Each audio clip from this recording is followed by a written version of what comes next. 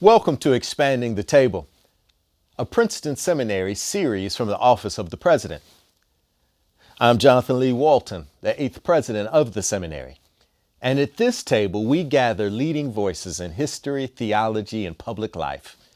And here we explore questions of faith, leadership, and justice. Today's guest is a Harvey V. Fineberg Professor of the Practice of Public Health Leadership at the Chan School of Public Health at Harvard University. Dr. Howard Koh is a physician and public health leader. He has served as the U.S. Assistant Secretary for Health and Human Services for the Obama administration, as well as Commissioner of Public Health for the Commonwealth of Massachusetts. His work has advanced national conversations on health equity, prevention, and community well-being. And his recent scholarship highlights spirituality as a critical determinant of public health. Dr. Koh, my dear old friend, it is so great to have you with us here today. Reverend, thanks for having me. It's great to be here. Listen, I figured we would just get started by, love for you to share a little bit about your own kind of spiritual life and how that ultimately informs the work you do at the Chan School of Public Health. Thank you, Reverend. Well, you're looking at a very lucky guy. And when I look back on my career as a physician, everything that's happened to me was not planned. When you go to college and dream of being a doctor someday and you have it all planned out about what you're going to do to become, quote unquote, successful, going into public health, being a government official, none of that was even on my radar. So now I'm looking back, being the state public health commissioner in Massachusetts under 4 governors, if I can say, through the 9/11 and anthrax crisis, which was an incredible life experience, being the assistant secretary for health in the Obama administration through the passage of the Affordable Care Act and the last pandemic, H1N1. Yes. And now delving into this fascinating and critical intersection of health and spirituality in discussions like this, I look back and say I was answering a call. This was a call, and the work in public health is very much a vocation, not only for me, but thousands of other colleagues that I've met along the way.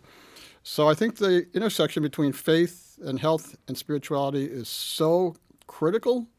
And to talk about it here is very much the definition of expanding the table. So thank you for having me. So, and listen, I also know, because I know you, that when you're talking about spirituality and faith, this isn't just an academic exercise for you, right? This is just not clinical research. This is deeply personal based upon your own kind of spiritual development and faith commitments. Very personal. So a lot of this depends, as it is for all of us, in childhood. My parents were immigrants to this country from Korea, searching for the American dream. If I can say, even in tough times like this, Reverend, the American dream is alive and well. And when you're part of an immigrant family, you don't take anything for granted in this society. And I'll never forget, even as a young child, my parents, particularly my beloved late father, lecturing to us, saying, you know, we've sacrificed to come here. Life has meaning and purpose, and you're going to study hard and then become somebody and make a contribution to society. So these themes of meaning and purpose and commitment to a sense of mission were themes I heard about ever since I was a kid. And in hindsight, Jonathan, that was the beginning of my spiritual journey. And then I had the incredible privilege of going to Yale College and Yale Medical School at a time when Yale chaplain Reverend William Sloane Coffin was there, and Bill changed my life because the legendary William Sloane Coffin. And you know, here I am, a pre-med student, studying really hard, trying to do well so I could get into a good medical school, and learning all these things about microbiology and cell cycles. All of that's very important, of course. But when I went to Battelle Chapel on Sunday mornings, Reverend Coffin was thinking about the big picture, about what do we do for others in our society, particularly the underserved. How can we make a contribution during our time on earth, particularly as healers and as medical professionals? He also used to push us and tease us at Yale And if I can say, since I'm at another Ivy League school, he would really say to us students, all you guys do is try to study and compete and beat each other out in the rat race.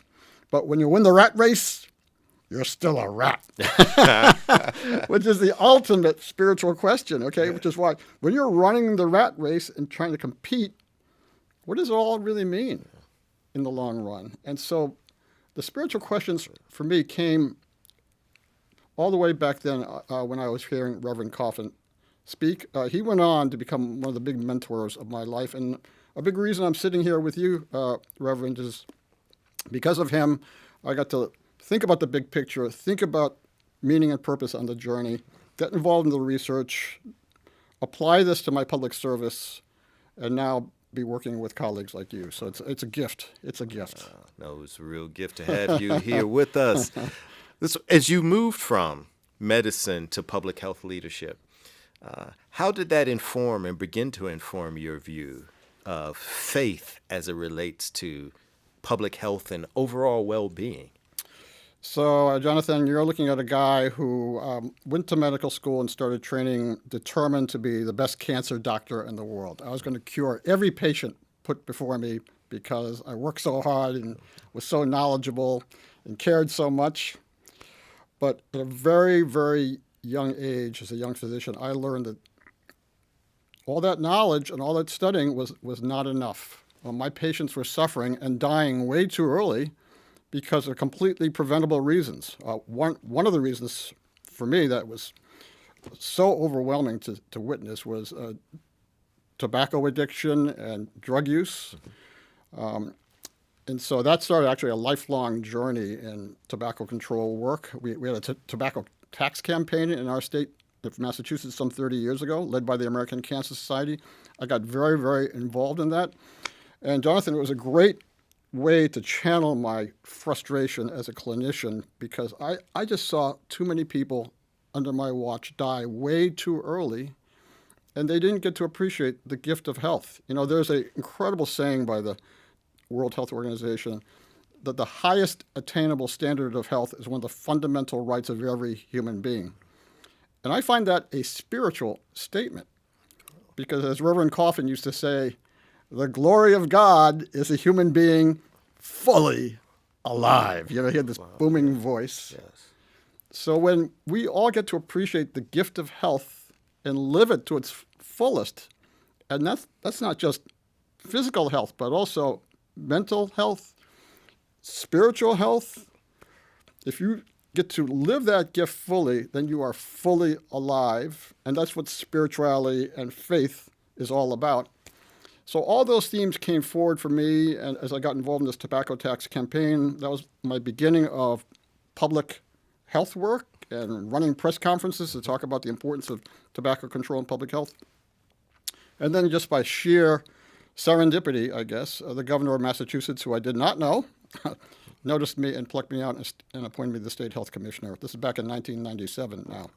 So he changed my life, and it was one example of these unbelievable moments that you cannot plan, where something happens, in this case, Governor Weld's intervention, that changed the course of my career for good and got me on the path of a bigger, broader way of looking at health through government service. So that's why I'm here. So when I hear you talk about the fullness of life, Yes. I think of, so many researchers and public health officials have talked about leading causes of death. I think of our dear friend Gary Gunderson and his phrase, the leading causes of life. Absolutely. Right? Yeah. Life and human flourishing. Absolutely. And so for you now, what's been the connection and some of your research findings as it relates to spirituality being a leading cause of life? Yeah, beautiful, beautiful. Yeah, we talk so much in medicine about the leading causes of death. That's really important. Yeah. But when you wake up in the morning, every person thinks about how's my day going to be? How is my family? Am I leading the life I'm supposed to be living? Does my life have meaning and purpose? Do I have connection to the people I love and to my community? Those are the things that people think about. Now, when you go see your doctor, they're checking things like, your blood pressure is normal. That's great, but that's not a leading cause of life. It's absence of disease or infirmity, as the World Health Organization would say. So we're trying to switch more to an assets-based point of view. Assets-based. Assets-based. Okay. Human assets, faith assets. Reverend Gunderson, who I admire so much, has really changed that vocabulary, which we should all adopt. And so drilling down on this conversation really helps in terms of patient care, for example. When a patient comes into a doctor's office, that patient wants to have their spiritual lives respected by their clinicians and by their providers. They want to be viewed as a whole human being, not just as this organ part or another organ system, for example. Some of the frustration, a lot of the frustration with the health system right now is that people don't feel like they're being viewed as whole human beings by their doctors and health providers. So this intersection is critically important. And then, Jonathan, you have alluded to the fact that I've been very lucky now, since coming back from Washington, to join a group called the Harvard Initiative on Health, Spirituality, and Religion. Some key members of that group, Drs. Tracy and Michael Balboni, Yeah. Dr. Tyler Vanderweel. And so our group has now published a number of major publications showing that spirituality is associated with very important positive outcomes. You mentioned some of them. It's been designated as a social determinant of health. Very good. Yeah, it is a determinant. It is a determinant of health. Faith participation or spirituality, belonging to a community of faith. Absolutely. Yeah, and why this intersects so beautifully now is over the last decade or so, everybody in medicine now understands the so-called social determinants of health, which can be defined in many ways, but education, social determinants of health, education, housing, very good, food. Yep. Help me out. Yep. I'm a theologian. I'm hitting my limits. Yeah, well, the spiritual part, and now spirituality. Yes. Yeah, and so I like to say that health doesn't start in a doctor's office. Health starts where people live, labor, learn, play, and pray. No. You like that? Live, labor, learn.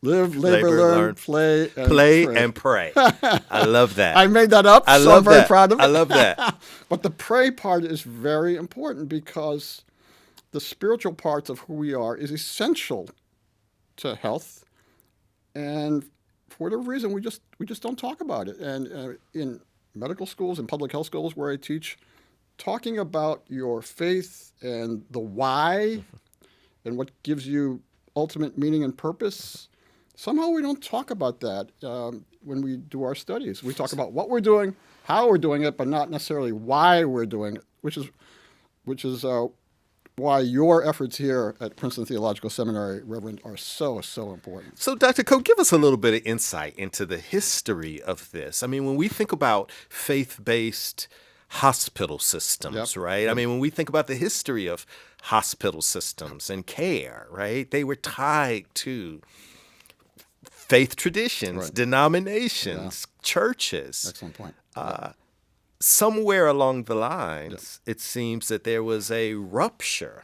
Absolutely. And so we know what we've been doing here on the theological side, right? But as a medical professional, I mean, what were some of the reasons or rationale for kind of excising or undercutting any kind of faith commitments? Well, there was a transformation in our society, which I think in hindsight was not a positive one, where these sectors and silos got created, and medicine and public health was all supposed to be about rational decision-making, evidence, which is all critically important, of course, but the body and soul somehow got disconnected here. And so because of the work we're doing at our initiative at Harvard, because of the work you're doing here, we're trying to bridge that disconnect between body and soul, because we're all spiritual human beings, and we have our physical health issues and we have our emotional health issues, but fundamentally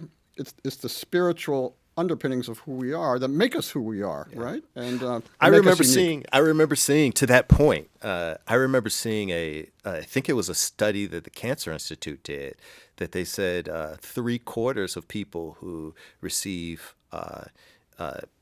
negative news from a doctor do not distinguish between the physical and the spiritual. Oh yeah, sure. Yeah. And this study was done in New England, Yeah, right? yeah, And nobody necessarily thinks about New England as a kind of a hothouse of religious piety. Right? So I could imagine the other parts of the country that probably the rates are even higher than 75% in terms of people who do not distinguish. And I guess to your earlier point, that's why people are looking for more integration from their healthcare providers. Absolutely. Yeah, and we all know that at times of serious illness, that's when people really become very overt about thinking about their faith and asking for help from chaplains or others in their lives that give them spiritual support. So that's a window that everybody appreciates. Palliative care, for example, that spiritual support is hugely important. I think that's great. But why aren't we talking about throughout the lifespan through health and illness? Not just at the end of life. Not just exactly. And that's what public health is all about. We should be talking about this every day, and because it gives meaning and purpose to all of us. And then, Reverend, it allows connections to be built like this. I love your expanding the table title, because we need everybody around that table to talk about how health starts where people live, labor, learn, play, and pray. So that's what we're doing today. Live, labor, learn, play, and pray. So I'm learning. We're learning now. Our listeners are learning new things about the field of public health, right? Thank you. Particularly how spirituality is a social determinant of health. Right. If you might address, what are some misconceptions about the field of public health, right? That maybe communities of faith need to get beyond so that we could actually really expand the table and have more conversations like this in our communities of faith. Public health, despite the incredible challenges of COVID, people still don't quite know what public health is.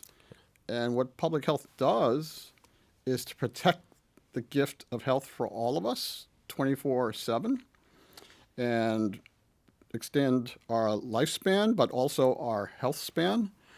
One misconception is that you have to be a doctor or have medical training to be in this field. That's absolutely not true. And I can say that as a doctor and a former clinician. The more I do this work, the more we have interdisciplinary partners, non-traditional partners. The faith-based partnership is essential. And the more we do it, we can bring more people around the table and expand what public health is all about. Another major group in our society that we're trying to bring more strongly into this conversation is the business world. If private business can be involved in that, and they got devastated through COVID, of course.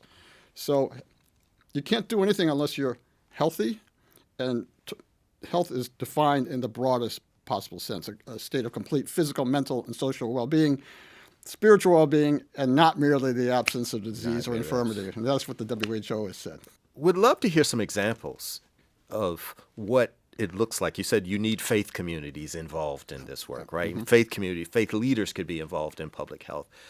I wonder what that looks like. I mean, do you have any examples or concrete examples of some robust, healthy partnerships that have been formed? Absolutely. So a lot of this interest grew when I was Assistant Secretary for Health in the Obama administration at the Department of Health and Human Services, HHS. And when I got there, I was stunned to learn that under President George W. Bush, a Office of Faith-Based Partnerships was established not only at the White House, but at every federal agency. Mm-hmm. So our Department of HHS, Health and Human Services, had a little Office of Faith-Based Partnerships. So that means whenever any faith-based group came through Washington to work with us on issues like health insurance, the Affordable Care Act, vaccinations, cancer screening, I was usually trotted out to welcome them, to talk about how important these partnerships were. They did it so often, I came up with an opening standard line, which was, You may think I'm a doctor, but I'm actually a frustrated minister. Frustrating. I've heard you say that before. We have your application materials for Princeton Seminary waiting on it. Yeah. Love to come. And our friend Reverend Gunderson, who you've already met, has done work in Memphis, Tennessee, and joining faith-based groups, and when their parishioners are admitted to the hospital, tracking them through the hospital, making sure their spiritual needs are supported.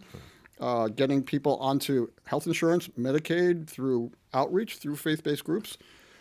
He and his colleagues think that the two fields, faith and health, are so critically important. He puts them together in one word, health. Faith health. Faith health, that's what he calls it. So the thrill of doing this work is you get to meet colleagues like you and Reverend Gunderson and others who are thinking about health in the broadest sense and saying, I can contribute.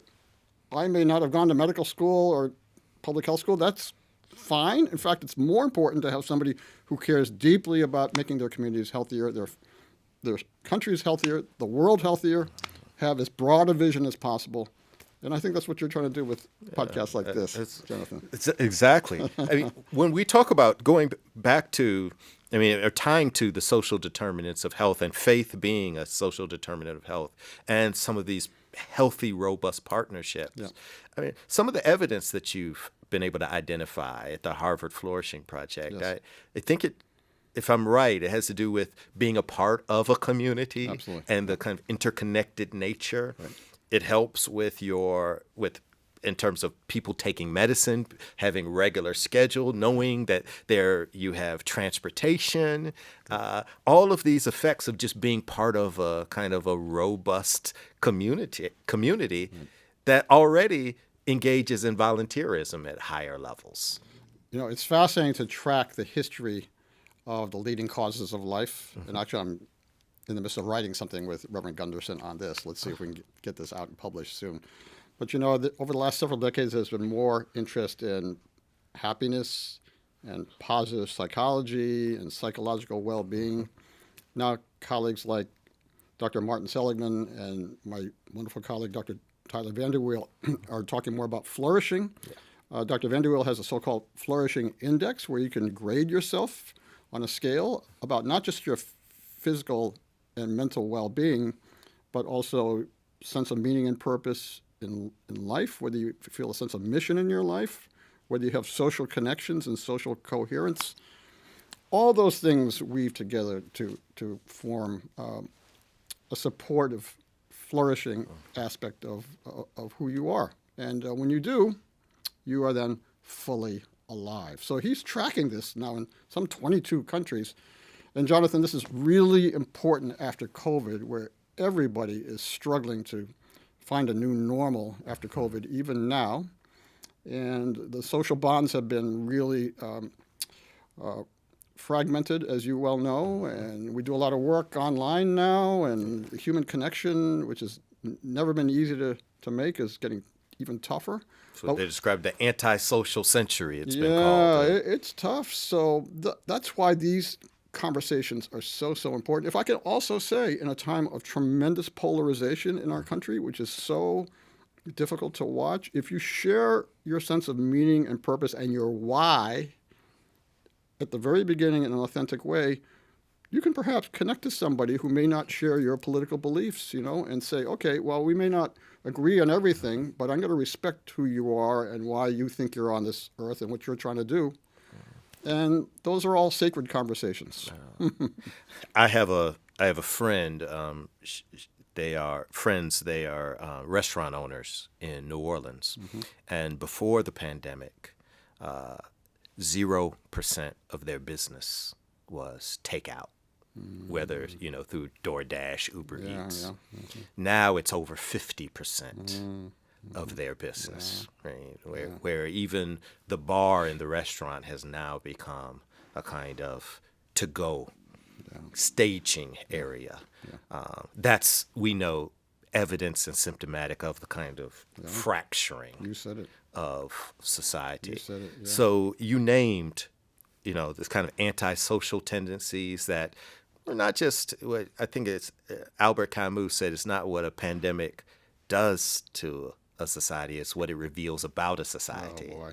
That's powerful. And also just kind of, it hastened some trends. Yeah. And so we see that in kind of antisocial fracturing, alienation. Sure. We also see it in, as you named, hyper partisanship and political polarization. So these are all the things that we're fighting against. Right. Yeah. I was wondering if you could tell us, what should we be fighting for? In your view as a professional, what does a healthy society look like? Well, I hope we have a future healthy society where we're talking about health more broadly than we have before. You know, most of the conversations about health are really focused on our physical health, which is fine. More now on our emotional well-being, which is really, really important. But I think we got to go further, which is our spiritual well-being, which involves not only ourselves, but our families, our loved ones, our communities, our country, the world. And that gets down to the question of ultimate meaning and purpose. That's the key phrase in the definition of spirituality that we often use, that was pioneered by my colleague, Dr. Christina Puhalski from George Washington University. If we share that and say, okay, we only have a limited time on this earth, we have a journey that we are trying to navigate. We are trying to find our calling. And if you do, you can be more fully alive and feel like this is what you are meant to do. I mean, all of us raise kids and grandkids, and a lot of them struggle along the way. You know, I'm not sure I'm doing exactly what I'm supposed to do, and I don't feel really fulfilled. If you can help them reach a better state of understanding about what their calling is and what gives them a sense of meaning and fulfillment, that's going to make our society healthier, in my view. And then if you share that with people who may not agree with you politically, you know, you may not go forward politically aligned, but at least you can respect them for their fundamental roots of faith. And so I think that's what we're trying to do through this initiative, both in terms of research and education and outreach. I think it was Emerson that said the two most important days of I one's love life it. was the I day love that. one is born, the day one identifies the reason why they were born. I love that, yeah. So it's this meaning and purpose, I love finding that. one's sense of call, sense that God's call on one's I life. love that. You know, and to end at the beginning, I mean, I didn't discover public health until I was in my mid-40s when I got appointed by the state health, got appointed state health commissioner. And all along the way, I was doing what all my medical mentors told me I should do. Oh, you should go into academic research and you should focus on one small area, which I did. Get promoted, which I did. But there was something missing along the way, John. I was really getting restless, you know, and I'd say to my wife, is that why I've studied like this for all these years? And so I could keep giving the same talk over and over again about the same subjects, you know. And just as I was getting really restless, the governor appointed me state health commissioner and just changed my life. And so this has been going from something very narrow to incredibly broad, which I love, this is who I am. And then to make new colleagues like you and faith-based leaders, it's so thrilling. It's so exciting. It's expanding the table at its very best. So I think that would make our society healthier if we all reached out and tried to extend ourselves and learn a little bit more from people outside of our worlds of expertise. Well, you described yourself as a frustrated minister, and I can speak on behalf of all of us who've answered this glorious call that God has placed before us. Thank you. We're all frustrated ministers trying to live right, love right. So welcome to the family, my friend. Thank you, Reverend. You're the best. You're the best. And thank you for joining us for Expanding the Table, a Princeton Seminary series from the Office of the President.